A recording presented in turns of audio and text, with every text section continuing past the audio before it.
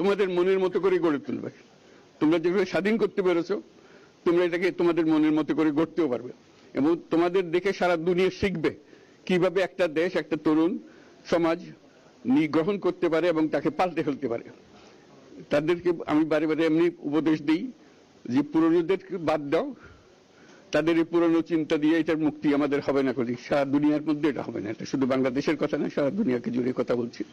তোমাদের মধ্যে যে শক্তি আছে, যে ক্রিয়েটিভিটি আছে, সৃজনশীলতা আছে, সেই সৃজনশীলতাকে কাজে লাগাতে হবে। এটা শুধু বই খাতাতে লেখার জিনিস না, এটাকে প্রকাশ করার জিনিস, স্থাপন করার জিনিস। সেটা করা, এটা আমরা এই আজকে আমাদের পুরো কাজটা হলো, দায়িত্বটা হলো তারা যেটা অর্জন করে নিয়ে এসছে, এখন তাদেরকে দিয়ে এটাকে করিয়ে দেওয়া, আমাদের সমস্ত কাঠামোগুলো পরিষ্কার করে দেওয়া। সরকার বলে একটা জিনিস